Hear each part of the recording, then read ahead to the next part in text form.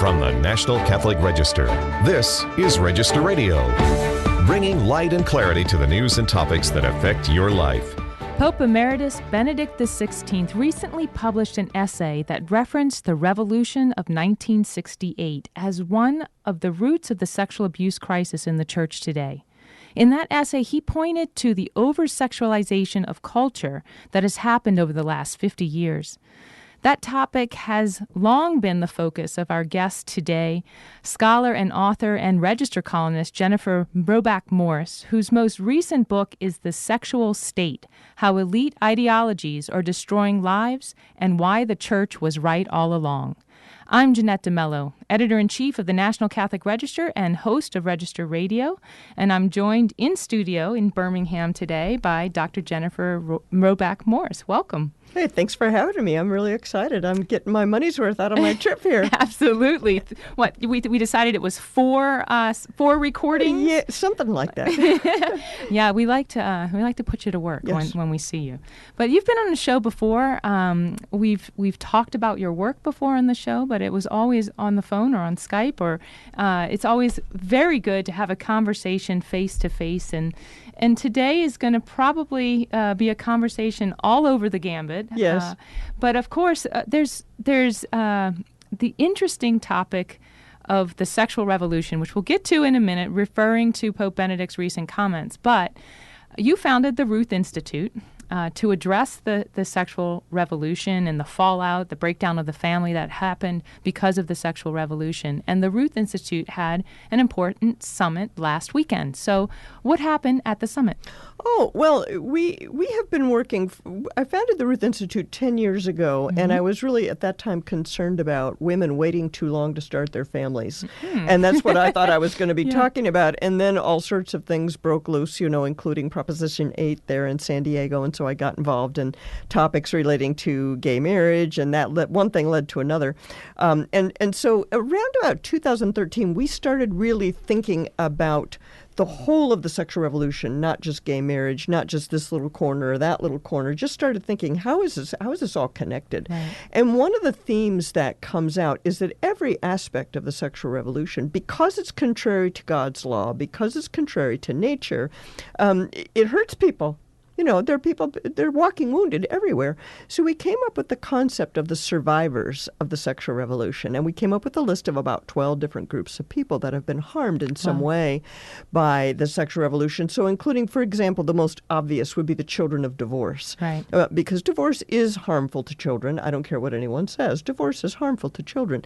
And so what we did at the summit this past week, and this is the first of what we hope will be an annual event, the Summit for Survivors of the Sexual Revolution, is we brought together people who have expertise in the particular areas, and then also we brought together survivors themselves. And so we had what we call testimony panels, where people would just say, well, this is what it was like for me when my parents broke up and I was 5 years old. This is what it was really like when my husband told me that he was gay and decided to leave, and so on and so forth. Just to give voice to these people who are not normally listened to at all whatsoever. So the two groups we focused on, we had a full day on Saturday. We gave awards on Friday night, and then on Saturday, and this is in Lake Charles, Louisiana, just for everybody to know about our great diocese and our great city there. The two groups we focused on survivors of divorce and survivors of the LGBT subculture. And we said, that's enough to do for one day, and so we put some serious attention on that, like I said, with subject matter experts.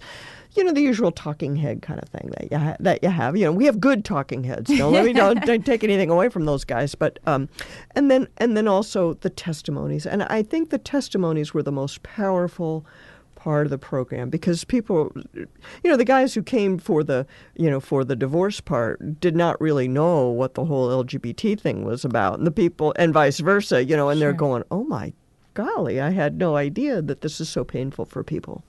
So you brought people together, obviously, to make them aware. Many of these people are already involved in your mission, right? Yes. The people who gathered. How do you, how do you get, what kind of responses do you get from people who are listening to you describe the effects of the sexual revolution? What makes them go, aha? Yeah. Well, it took me a while to figure out how to do this because, as you know, my background is in economics. And I came at this from the perspective, first of all, of a mother who saw, oh, gosh, kids need their parents. Whoa, that puts the brakes, that changes everything. Well, we should backtrack because our audience doesn't know this. Oh, We had okay. a nice, lovely coffee earlier today. Yes. And we talked about our state in life, really. And, Yes. And part of your history was that you were an economics professor for many years at George Mason. That's right. And then there came a point in time where kids came into the picture and you needed to take a step back. Yes. And so that's what we talked about, Yes. being the aha, an aha That was moment. the aha for me. Yeah. Okay, that was the aha for me. I was a lapsed Catholic. I have a pre-Vatican II upbringing, which is why I have natural law kind of in my DNA, Sure. because I memorized the whole Baltimore Catechism, which is what people did in those days. And then I was a lapsed Catholic. I was a full participant in the sexual revolution. Let's leave it at that. On my second marriage and so on. And my plan was I was going to get tenure at a major university and then and only then start a family. And, the babies didn't show up during the month that I had set aside for Wow. it, oddly enough, And that experience of infertility was what brought me back to the church and the practice of the faith, because I could see then that I wasn't so powerful and so important and in control of everything like I thought I was. And so we resolved our infertility by adopting a little boy from a Romanian orphanage. And this is in 1991, so this is the beginning of people getting kids from Eastern Europe. Sure. He was 2.5 years old when we got him. And then 6 months later, I gave birth to a baby girl. So we have two kids 6 months apart, 3 years apart in chronological age. And having those two children in our home showed us, my husband and me, just how much children need their parents, because our little boy had been profoundly neglected. There was nothing wrong with him. He had no health problems, but he had been so neglected that he had developed all these, kind of goofy things to do, and there were all kind of things he couldn't do. At the age of 2.5, he didn't know his name. Oh, wow. Okay, so think about that Right. for a moment. Just let that sink in, So, we were scrambling and, trying to educate ourselves and, trying to help him. And he's doing fine now. He's doing great, actually. And the two of them are doing great, actually. But it showed us that the whole idea that adults can do whatever they want, and as long as the adults agree to it, it'll all be fine. Because after all, kids are so resilient, they'll be fine. I'm like, that cannot possibly be true. That just can't be true. And then, kind of one thing leads to another, and you start to unpack all of this bundle of stuff we've all been fed, and you realize it's at the core, it's incorrect. And maybe worse than incorrect, it's demonic, really, Sure. And so I've been on the case for quite a while now, one way or the other. And I forget why you asked me about this. How did we get here? The aha moment. What do you find in your work ends up being the aha moment for people today? That's right. Because, I figured out, okay, kids need their parents. Then I start reading sociological literature, which as a person trained in economics, I can read all those tables of numbers and stuff, and I'm not freaked out. I'm not freaked out, or you can't bamboozle me with a fancy headline or whatever, And so I start reading all this stuff, and I go, oh my gosh, they know. The sociologists, they know kids need their parents. It's all right here in the data. It's been there all along, And so I started giving talks on campuses going, look, kids need their parents, And people were upset with me. Sure. The students were upset with me because I was raised by a single mom and I'm fine. My mom is fine. And it was like, how dare you kind of thing. And so I'm like, okay, I'm doing this wrong. I got to figure this out. I'm going about this wrong. And so, over time, with a lot of encounters like that, where I'm in a room with 50 people or something, Right. not a mob scene, not a secret thing where I can't see the audience like you do in broadcast or something, but where I'm really looking at them, I realized that these people, these children of divorce, these children of single parents, they have suffered. Yes. And their parents have suffered. Their moms suffered, So how can I make that real to them? How can I convey that? So I started talking in terms of children needing their parents, of people being deceived. I think this was the thing that helped the most, was to say, we all had the idea that this is going to be fine. And a lot of people made decisions based on the idea that their kids would be resilient and it would be fine. And then they found out to their surprise that it was a lot harder than they thought. Absolutely. Now they're listening, because now I'm not putting their mom down. I'm not putting them down. I'm saying what is absolutely the truth, that we were all kind of conned, into Absolutely. making decisions we wouldn't have made if we had really known. So I think that helps the message a lot. So you essentially give space to people to recognize the ways they've been hurt by the culture. Yes. Yes. Yes, I think that's exactly right. And then they go, oh, yeah. Oh, yeah. And so then we've been trying to figure out ways to get people involved, Mm-hmm. ways to enlist those people. And we've had various successes and failures with that. But I think one of the big breakthroughs has been to get testimonials from people. Okay. And we've done a little bit of that, but Layla Miller really cracked it. She wrote this book called Primal Loss, The Now Adult Children of Divorce Speak. That's right. The And Register reviewed it. Yeah, and she had she's got a Facebook following and so on, and she just kind of put out these questions. And, like 100 people instantly responded to her. And so she's done a very good job of bringing people together and helping people see the commonalities. And so I wrote the foreword to that book. Okay. She asked me to, and I was of course delighted, to do that. And we sell it in the Ruth Institute bookstore and everything, because I think it's a really important contribution. Absolutely. So you must have been grateful, I guess, recently for Pope Emeritus Benedict XVI's words, which this isn't new. For Cardinal Ratzinger talked all the time about the effects of over-sexualized culture. But this is obviously what you have Right. built your professional life around. Right. He identified in the crisis that we're experiencing in the church right now, the sexual abuse crisis, priests who have abused members of the faithful or other clergy, other priests. How do you understand this moment that we're living in? How does your work correspond to this moment? Well, I'll tell you, when we developed that list of survivors of the sexual Mm-hmm. revolution, which, by the way, we have a pamphlet of that has all that in there, and if people want to, they can go to the Ruth Institute store and buy the pamphlet or just look at it online. If you look at it, you won't see survivors of sexual abuse on the list. And that was deliberate, because when we developed that in 2013, I said to myself, well, it's not really fair to blame sexual abuse on the sexual revolution, because it's been around forever, and that's always been a problem. It's always been out there. So I don't want to deal with that. And truthfully, I didn't really want to deal with it because, it's nasty. Nobody really wants to deal with it. It's icky. It's awful, and it makes people uncomfortable, and no one really wants to deal with it. So I was glad to have an excuse. That was my excuse to not deal with it. Yeah. But as things have unfolded, when things unfolded with the Me2, if you remember, Harvey Weinstein and all that stuff happened before McCarrick, then Absolutely. McCarrick, then all this other stuff. And I started thinking to myself, the sexual revolution really is implicated here in two ways. The sexual revolution, of course, I define it as being a set of ideas. It's an ideology, And those ideas disarm the victim. That's what the sexual revolution tells everybody, that that sex is all good all the time and it's all fun, and the restraints we're all just nonsense, and we don't have to take any of that seriously. So the potential victim is disarmed by that. You Sure. have to make an excuse for yourself. You have to explain why you don't want to get on the casting couch with Harvey Weinstein. And same with those seminarians and the whole thing.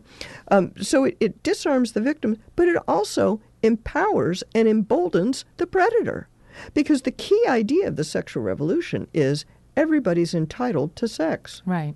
Everybody's entitled to guilt-free, child-free, problem-free sex. Well, of course that's an illusion, number one, but who really thinks that? A rapist thinks that. Yeah. Yeah, that sense of entitlement. So it really is deeply implicated. And so, when I started thinking, oh, well, I guess I'm going to have to talk about this after all, get involved in this whole thing, So I was grateful that Pope Benedict mentioned that, really, because I think it needs... It doesn't help church governance. I mean, it doesn't help decide, what are the procedures going to be and do we need to change canon law and all that. It doesn't deal with that aspect of it. But I think it is very important to recognize it as a huge factor in what enables the whole thing. Absolutely. And, you have been talking about this. You did get involved in this connection between the over-sexualization of culture and the church problem of sexual abuse, which is not, of course, just a church problem. Right, but right. You've been writing for the Register on this very topic, really. Yes. And you've said a lot about how laity can get involved. I mean, we, again, talked earlier during our nice coffee about how the bishops, so many people are calling for policy changes, policy changes. Well, we can ask for policy changes and we can really encourage and petition our bishops to do so, but there's also more that the laity can do. And you've written a lot about that. What do you suggest that the laity do? Well, first of all, we need to stop looking at the bishops as if they're in command and control of everything, because they're not, first of all. And, God is not going to send us a man on a white horse to rescue us.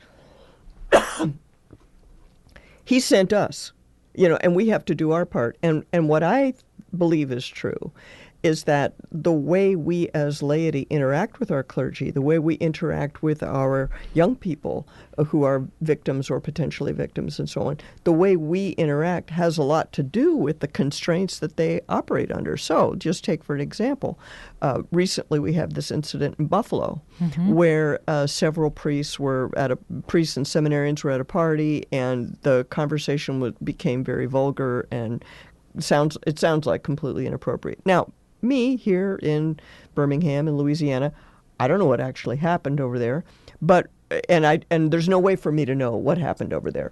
But the thing that's very powerful about that moment is that the seminarian spoke up. Right. Now, why did he speak up this time? And 2 years ago, he wouldn't have spoken up. He spoke up because he knew that there would be people listening, there'd be people backing him up, that if he was shut down, that somebody would say something about it. He could, and why? Why do people know that? Because we as laity are watching. Right. And we are going to do something. We are going to say something. And so I think people need to just be aware that it's not nothing that you're watching, people. Right. Right. And there's, I think you're absolutely right. And you mentioned the Me2 movement. The Me2 movement, having happened right before last summer when the McCarrick revelations happened, I think helped to amplify the problem. Yes. It helped us to be more aware of the problem, not only of a problem of sexual abuse of minors, but a problem of harassment and unwanted advancement between adults. Yes. And in a way, it's a very strange grace that is happening in the church right now. I feel like the Mother of God has kind of pulled back the covers and shone a flashlight on things, and the little cockroaches are scurrying because there's lights on them, and she's doing that throughout the Western society. Just the revelations are wholesome, and we need to continue to speak the truth and not be freaked out about it. The thing about the Me Too movement that is interesting, that it happened before all the church revelations. You could kind of see that, yes, this is important and it's good that we're talking about it, but the mainstream media and even the mainstream feminists didn't really know what to do with it, because they're hanging on to the sexual revolution. They want to still have sex whenever they want to, but they don't want to be coerced, and gosh, he went too far, and we need to define consent more carefully, and I think madness lies down that path, quite honestly. I don't think it can be solved. Consent, I think the whole Me Too moment shows that consent is just too thin of a reed to base your sexual ethics on. That's just not enough. And, we knew that all along. Catholic Church knew that all along, right? We always knew there was a little more constraint besides consent. But now I think it's becoming more apparent to a wider group of people that can't be good enough. Right. Now, you just said the Catholic Church knew this all along. We've got about 5 minutes left. But I do want to talk a little bit more about your book, because you mentioned that the sexual revolution is basically ideologies, yes. certain ideologies that have controlled our culture, have controlled our state. Yes. They are the ideologies of contraception, of divorce, and of gender. Mm-hmm. How are we trying to unravel ourselves from these ideologies? And the church is right. Yes, I maintain that the church's teaching, as found in the Catechism, the church's teachings are correct and have been all along. And there have been people inside the church who have known all along and who have done their darndest to keep proclaiming those truths. But what I define as the sexual revolution is 3 interlocking ideologies. One, the idea that a good society should do everything possible to separate sex from babies. And that's my definition of the contraceptive ideology. 2, that a good society should do everything possible to separate both sex and babies from marriage. And that's what I call the divorce ideology. And 3, that a good society should recognize that men and women are really the same, that there are no significant differences between men and women that are really worth bothering with. It's all socially constructed. It can be socially reconstructed. And it can be now personally reconstructed through transgenderism. Right. That's the gender ideology. So those 3 things are really a revolt against the body. They're a revolt against nature. And the Catholic Church is like the last man standing, saying, nature gets a vote, right? Nature is what it is. Reality is something, and we're banging our heads up against reality, and we're getting bruised foreheads because it's not working. They can't be made to work. And that's the key. I think the most helpful takeaway for the average person reading The Sexual State is that these 3 ideologies that I just mentioned, they're all false. Of course, they're all completely incorrect. And so if we have rich and powerful people absolutely committed to a fantasy ideology that cannot be made to be real. It can't be brought. You can't make a world where sex doesn't make babies. You really can't do that. And so they need a lot of power, they need a lot of force, and they need a lot of propaganda. A lot of propaganda. So I spend a bunch of the time in the book going through specific kinds of propaganda that you can see, because all these people, these survivors, all these people who've been wounded, they all have to be silenced. You can't be letting children raise their hand and say, it really stunk when my parents got divorced. That would upend the whole thing. So you have to silence all those people. All the post-abortive women, they have to be silenced. All the people who'd like to leave the LGBT lifestyle, you can't give them a turn at the microphone, for crying out loud. That disrupts the whole narrative, So there are millions of people who have suffered and whose lives do not conform to the official line, and they all have to be silenced. That takes a lot of state power and a lot of social and cultural power, and that's what's happening to us. Right, but that's also what is being is exploding right now. I think people can't remain silent anymore. Yes, and the more they speak out, the more they speak out. I also think that's an opportunity. Yes, ma'am. Absolutely, and that's where those of us who are formed in the truth have the opportunity to speak the truth. Yes, and to continue to speak it. Not only in these sort of dogmatic ways, as you mentioned, but it's not all about policy. Right. This is about personal lives. Right. It's about hurt and healing, and that healing is possible. At our summit, I told people, look, we all need to do something. So what I want you to do is take the pamphlet that has all the 12 survivors, and I want you to start writing down names of people you know who have been harmed by the sexual revolution. Oh, interesting. Wow. And pledge that you're going to reach out to them in some way. That you're going to take them for coffee. Maybe you need to make amends to them, but you're going to listen to them, and you're going to reach out to them and be there for them. I would really encourage people to join us on the Ruth Institute Facebook page, because this area is moving so fast. There's always something new and crazy going on, and so it's important to stay. We try to stay abreast. We try to keep up with it, and we have a weekly newsletter also that you can sign up for that will keep you very well informed about these matters. Ruth Institute Facebook page, ruthinstitute.org. And that's right. And I'll spell that out just for people, just in case. It's Ruth Institute, RUTHINSTITUTE.org. So ruthinstitute.org. You can sign up for the newsletter. You can check out Dr. Morse's books. Yes. You can also go to ncregister.com, where you can see her bi-weekly, every other week column, and of course subscribe to the Register, where we print those columns. You've really had some great columns lately. One that I really appreciate is the Weaponizing of Self-Pity, Oh my part gosh. 1 and 2. So read these. They're extremely important for understanding the battles that we face today. Dr. Morse, thank you for being with us. It was a lot of fun. Thank you for having me, Jeanette. Remember, for more news, analysis, and commentary, check out the National Catholic Register online at ncregister.com. Thanks for joining us here on Register Radio on EWTN. For more information about the National Catholic Register and about Register Radio, go to ncregister.com. Podcasts of Register Radio are posted on ncregister.com and on EWTN.com. Join us next week at this time for Register Radio on the EWTN Global Catholic Radio Network.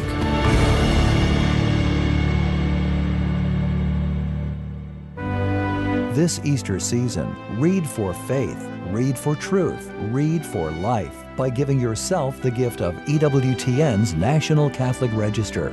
Easter inaugurates a joyous season of hope and renewal that brings us closer to God. Gain a deeper understanding of His love and providence in reading the Register. Make this Easter season even more meaningful. Try the Register for free today and get it delivered to your home, office, or parish. To get your 6 free issues, order online at ncregister.com/radio or call 800-421-3230 and mention code RADIO. That's ncregister.com/radio or call 800-421-3230 and mention code RADIO. The National Catholic Register. Read faithfully.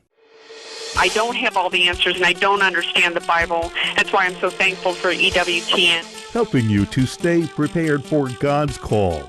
We must always be ready. This is the EWTN Radio Network.